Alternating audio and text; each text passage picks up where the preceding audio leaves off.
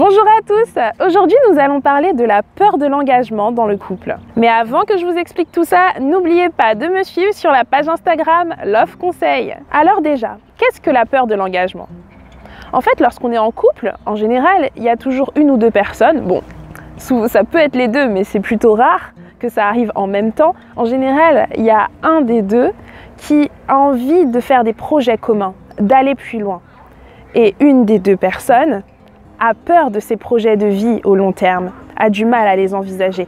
C'est ça qu'on appelle la peur de l'engagement. Vous qui regardez cette vidéo, je ne sais pas si c'est vous qui avez peur de vous engager ou si vous êtes la personne qui avait envie d'aller plus loin et qui déplore le fait que votre partenaire, homme ou femme, ait peur de s'engager. Peu importe, parce qu'aujourd'hui, on va parler des causes. Les causes de cette peur de l'engagement. La première chose à faire est de connaître le passé sentimental de la personne en question qui a peur de s'engager. Quand je dis passé sentimental, ça ne veut pas forcément dire ses propres relations amoureuses précédentes, même si ça compte. Mais il faut commencer dès l'enfance. Il faut commencer par le modèle parental qu'a eu cette personne. Des éventuels traumatismes qui font qu'il manque de confiance, qu'il a peur, ou il ou elle a peur de certaines choses. Par exemple, si lorsqu'il était jeune, ses parents ont divorcé ou se sont séparés et qu'il l'a très mal vécu, mais surtout qu'il a vu un de ses deux parents très mal par rapport à cette séparation, qu'il a vu sa mère pleurer tous les soirs, il les a entendus se disputer très souvent. Et bien peut-être que inconsciemment, son subconscient aura retenu que le fait de s'engager et donc de se marier entraîne ces disputes et donc mène au divorce. Et que pour l'instant, votre relation ensemble se déroule très bien et il ou elle pense que si vous allez plus loin, que par exemple vous décidez de vous marier, d'avoir des enfants ou juste d'emménager ensemble, que ça va tout gâcher. C'est juste un exemple parmi tant d'autres. Il peut se passer tellement de choses dans l'enfance qui, lorsqu'on est enfant, on regarde seulement et on n'est pas conscient que pour nous, ça reste dans notre subconscient et que ça devient des traumatismes par la suite. Donc essayez de vraiment discuter avec la personne en question qui a peur de s'engager afin de comprendre ce qu'il a vécu dans son passé. Donc là, je parlais du passé parental, mais maintenant parlons aussi de ses propres relations amoureuses. Peut-être qu'il a été traumatisé par ses premiers amours, que ce soit au collège, au lycée ou autre, que ses premières relations se sont très mal passées et qu'à l'époque, il ou elle s'était beaucoup engagé. Il avait beaucoup donné de sa personne et il voyait déjà l'avenir, il se voyait dans 20 ans avec cet homme ou cette femme et que finalement, ça n'a pas eu lieu, que finalement, ils se sont séparés. Alors il ou elle a pris la décision que dorénavant, dans toutes ses relations, il vivrait au jour le jour, qu'il arrêterait de se projeter. Et pour finir, il faut tenir compte du caractère de la personne. Il faut tenir compte de son besoin d'indépendance et de liberté.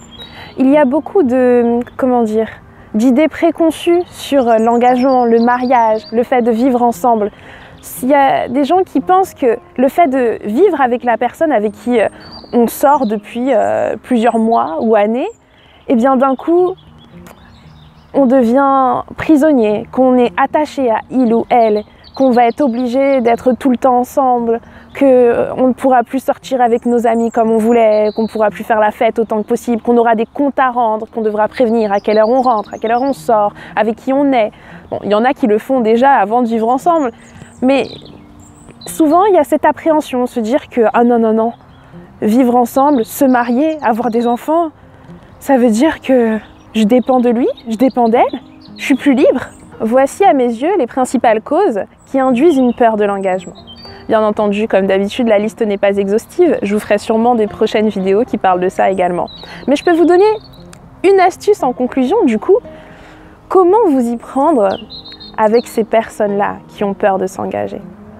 Le mot-clé, c'est la patience. La patience. Il ne faut surtout pas les brusquer. Il faut les amener petit à petit à prendre conscience du fait que rien ne va changer. Il faut peut-être même leur prouver que rien ne va changer. Que le fait que là, entre vous, tout aille bien, c'est pas parce que vous allez vivre ensemble, vous marier ou faire des enfants, que d'un coup, vous allez vous disputer tous les jours, que tout va changer. Voilà, donc il faut de la patience, il faut de la réassurance et des preuves, entre guillemets, leur montrer des exemples positifs de couples qui n'ont pas changé après s'être engagés ensemble. Et surtout, beaucoup d'amour et de communication. c'est la base. J'espère que cette vidéo vous aura été utile. Si c'est le cas, n'hésitez pas à liker, à vous abonner et surtout à la partager à ceux qui en ont besoin. Et laissez-moi un commentaire pour me dire si vous avez peur de l'engagement, pourquoi avez-vous peur de l'engagement? J'ai hâte de lire tout ça. Je vous retrouve pour les prochaines vidéos. Et surtout, n'oubliez pas d'activer la cloche de notification.